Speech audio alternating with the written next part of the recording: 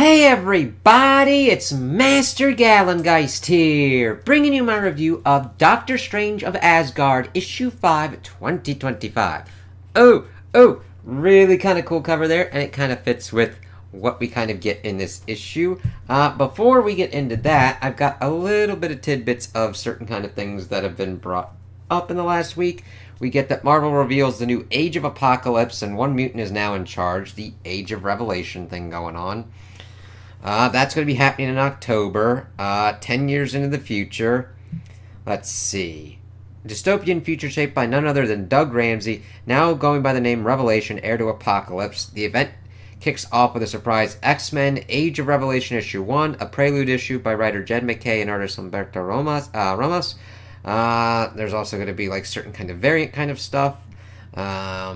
Then on October 1st, we got Age of Revelation Overture Issue 1 by McKay and Stegman, officially launching the era. Spans the entire X-Men line with brand new titles like Amazing X-Men, Unbreakable X-Men, and Expatriate X-Men. And its influence will ripple throughout the Marvel Universe with unexpected spin-offs like Radioactive Spider-Man, X-Vengers, and Iron and Frost. And then there's going to be more like announcements next week, which is going to be the one that's coming up. Let's see. Of course, talking about being embraced by Cyclops' X-Men, uses his abilities to create what appears to be a mutant utopia, but beneath the surface lies a darker truth. Humanity is being erased, and not everyone is on board. A resistance is forming, and war is on the horizon. The Age of Revelation is here, said McKay. We built an entire future, and now we're seeing other creators step in to explore it in their own ways. This is either the dawn of a better world or the beginning of its end. So we get stuff like this. If you're into X-Men, definitely look into it. I kind of like the duality of Apocalypse and Revelation there. The weirdness of what's going on with like Wolverine and all that. Cyclops looking crazy. Of course, this showcases all of the different kind of... you gonna focus? No. Okay, fine. But bringing up in October, so look into that. That was kind of like my issue of why I was kind of having issues with X-Men's kind of stuff. But it does sound interesting, so look into that if that's your thing. We've also got Marvel Unleashes the era of the violent era of Ghost Rider this October in Spirits of Violence by Sabir Pirzada and Paul Davidson, arriving in October. Let's see. This will bring together every major Ghost Rider: Johnny Blaze, Danny Ketch, Kushala, Wolverine, Robbie Reyes, and newcomer Phantasma, and more to face off against the terrifying new threat, the Spirit of Violence. With the lives of their loved ones on the line, the Riders must unite like never before. Cool. Spirit of Violence is none other than Barbara Ketch, Danny's sister, who's been resurrected and is already leaving a trail of blood, starting with the death of Linda Littletrees. Let's see. Yeah, that's 1 of 5, starting on sale in October, which is kind of nice, October 1st. So check into that if you're into Ghost Rider. So, yeah. Just, those are interesting kind of little ones going out on there. So let us get to Doctor Strange of Asgard. Almost dropped my comment there. So this is the end of this, and we had seen some interesting kind of shit. And we're like, what the fuck is going on here? I'm not Spider-Man or Daredevil or Wolverine, but even so, not many people can sneak up on me. Yes, I was focused on completing the spell of Akranon, but I am nothing if not an accomplished multitasker. This should not have happened. Whoever Ruskva is struggling with is an exceptional sorcerer. So we see that one person who's kind of invisible, and she's just going Rambo, and there's like, she's getting shocked and shit. It's like, oh damn, this is the second time you've attacked me in my room. This is the start of what we call a pattern. But I think we should unmask you before it gets too predictable. What do you say? And I kind of like that we get regular kind of pages and then the interspersed kind of horizontal paneling there. Huh? Okay, I'll admit that this one surprises me. Gorm? Hold on, we go on some wild rides on this motherfucker. What? No, this doesn't... What? This makes no sense. It was all for you, Ruskva. I have loved you since we were children, but you always gave your heart to others. Hern, One Eye, even Nora. And after Norrell's death, instead of my arms, you fell into the arms of Aslak, a sorcerer of all people. What is it about Aslak that you love? His looks, his intelligence, his sensitive nature? No matter. He is a weakling, and he too shall fall at my blade. Gorm, we must find Aslak before Aslak has gone to warn Thor. He is far safer than we are. How did you know to save me? And it's like, what the fuck? And of course, I kind of like how the page layouts are going on here, and I kind of like showing Gorm just jumping out. Years ago, there was a man who followed me, spied on me. Magic rendered him invisible. Holda did something to my eyes that allowed me to see through invisibility enchantments. He never got close again. Good on ya. That's very fucking useful. I was passing, saw your attacker climbing through your window, and forgive me, but what are we chasing? My attacker's Echo. But it won't last long in an environment like Asgard. We need to hurry before it disappears. Steven, my friend, you look harried. Holt, apologies. No apologies necessary. We're tracking it. Damn it, it's gone. Have I ruined something? The doctor was attacked. We were in pursuit. Attacked, you say? By a furtive-looking gentleman with a beard? He went that way. He's like, good on you, Holt. Oh, this is rather exciting, is it not? No, I'm not going to be called upon to fight, am I? I'm not much of a fighter. I'll be doing the fighting. Oh, good. Wait. I know where he's going. You do? Then you won't mind if we stop off to collect some friends. It's like, yeah, might need some friends to deal with whatever's kind of going on. We trace Gorm to Yggdrasil, the World Tree. Gorm, we know you are here. Show yourself. Explain yourself. My companion's fury is tempered by their confusion, and I do not blame them. Gorm struck me as a reckless, enthusiastic warrior, but one completely untouched by magic. Solveig, Ivar, Hold, Doctor, you said Aslak had gone to warn Thor. I don't. As we see that we've gathered our companions, and that Aslak looks like he's dead, and Gorm's like, what the fuck's going on here? I'll kill you. I'll butcher you. No, this doesn't... You say you are in love with me, but you are not. You cannot be. You love another, although you have never been brave enough to profess it. It's like, oh, shit. I don't know what I'm doing here. I had a dream, and in my dream there was another me, and he commanded me to stand here and wait for your acts. You must believe me. It's like, okay, what the fuck's going on? This happened to Gorm, this happened to Loki, and it's like, what the fuck? We believe you, Gorm, which means Holda's killer is someone who can change their appearance, conjure false memories, and impose them on even a god of mischief, and someone who can hide in plain sight. But who? Who could it possibly be? Aslak, would you have any suggestions? What do you... Damn you, Strange! It's like, yeah, Aslak. I would like to see you fare any better under these circumstances. Be assured, I will kill her if you try to stop me. Aslak, what? Hush now, my darling. I did not want this. I truly did not. But my hand has been forced. Yggdrasil, I come before you seeking justice. For too long others have sought to stymie my right to power, fueled by envy and spite and the fear of the changes I will bring. It's like, what are you talking about, asshole? I do like seeing strange kind of magic up on there. And I do like seeing the circles. I always love seeing that in a strange one. I am here to prove myself, to make an offering worthy of your indulgence. Ruskva, please forgive me. I offered the life of the woman My life is not yours to give. And she pretty much like cracks into his ass like, shit. It is a worthy offering, Aslak, Agnar's son. But he didn't do it. He didn't kill me. It's not your life you sacrificed. It's the possibility of your love. It's like, oh, shit. That's not good. What are you doing? What are you doing? And no loose pages. Sorry, I have to keep an eye out for that because of how much these things cost. It's like, what the hell? For Asgard, my friends, for Asgard. This is a really kind of cool... How the layouts kind of change and shift and kind of tilt. I really like that.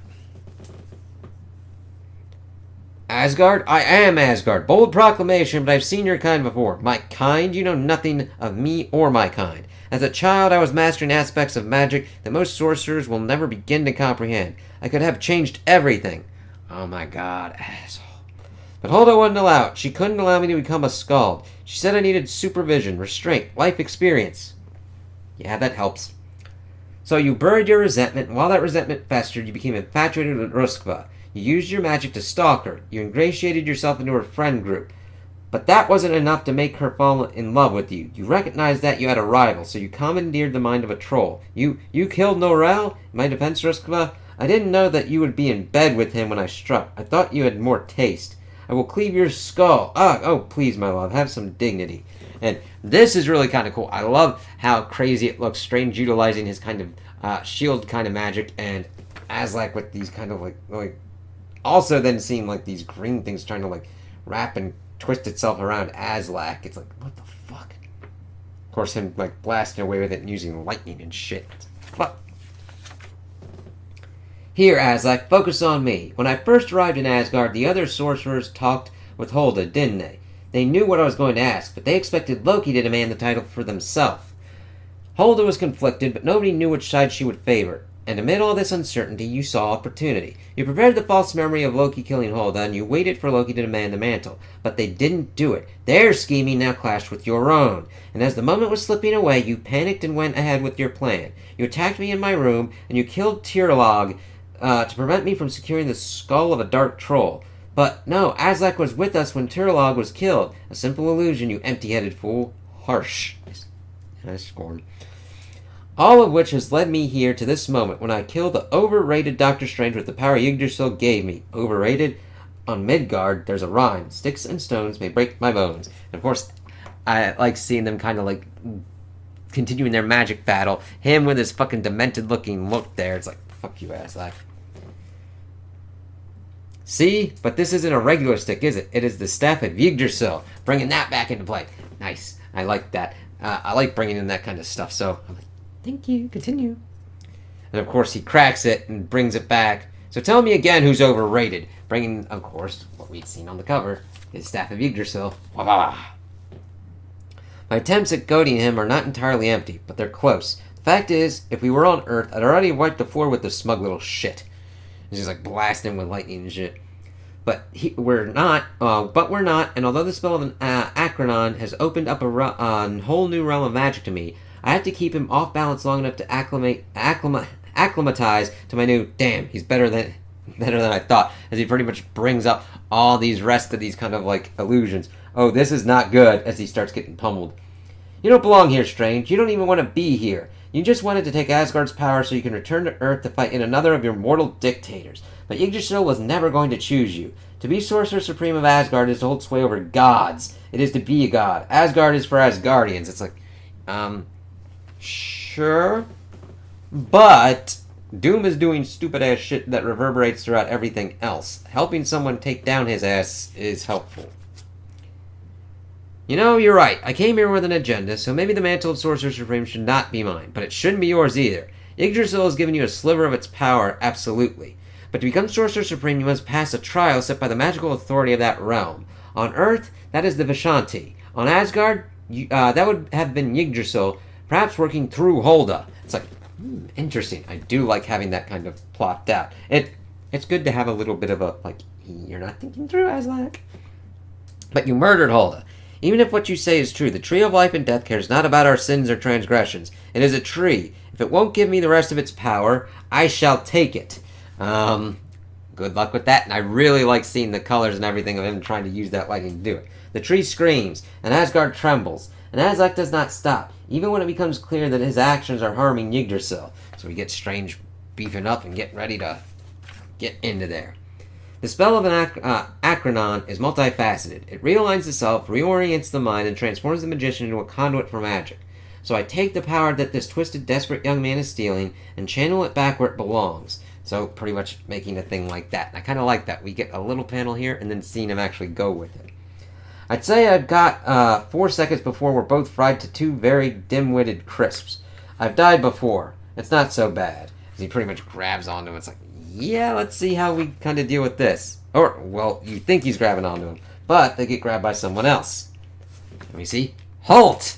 That is really cool. I like the effects and everything on there. It doesn't really mute out and make it kind of hard to see, at least for me. If you've got vision problems, I could definitely see that going on here, but I'm liking the effect and how it's colored, but not completely washing it out in just one color.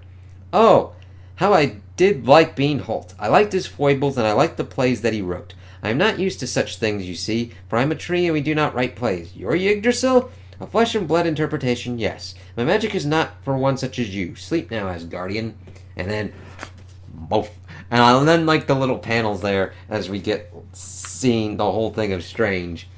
When did you... I came into being when you arrived in Asgard, for I knew what you sought. Our time together has, of course, been the trial all along, Stephen. My flesh and blood interpretation is sneaky, it seems. But I've had such fun! Choosing to exist for some people and not exist for others. Choosing to have a family, a history, a life. Living as the World Tree did not prepare me for such hijinks. My motives were not I am a tree, and as such, I do not care for your motives. But returning my magic instead of attempting to steal it for yourself?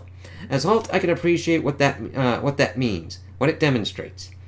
And to trust in Loki, of all people, should a generosity of spirit that you will need to maintain, despite what it has cost the Ten Realms. It's like, because, of course, the last issue of The Immortal Thor popped off, and it's like, okay, how's this going to kind of sync up with that? And it is not disappointing, it does sync up with it. You are judged worthy, Stephen Strange, of being the Sorcerer Supreme of Asgard, and I think that kind of lines up of why Holt / Yggdrasil deems him worthy, and because Asgard needs a Sorcerer Supreme. And so as I take my magic and prepare to return to Earth to kick Victor Von Doom's tin-plated ass, I wonder what the hell Holt meant by the cost. Now, that sounds more like something that Tony would say, but I'm fine with Strange going that route. What cost? I was right, wasn't I? I kept Loki's involvement a secret, ensured that Loki and Thor's relationship didn't rupture. I saved the Ten Realms, didn't I? Aslak's words are making me doubt myself. But even if this is a job for a god, even if I am in over my head, I can handle whatever comes next. Once I've settled my business on Midgard, I can work at being the Sorcerer Supreme that the Ten Realms need. I like that. He's like, I'm going to go save some shit there, but I will not shirk my duties and leave this realm undefended. I do like that. That is one of the great hallmarks of Strange.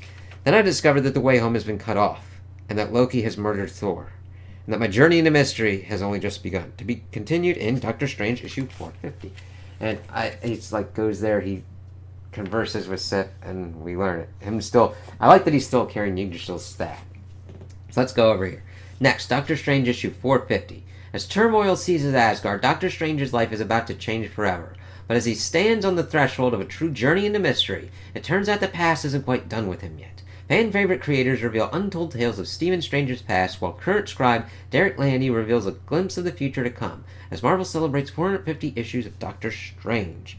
Then, of course, to find out what happened to Thor, see Immortal Thor issue 25, now on sale.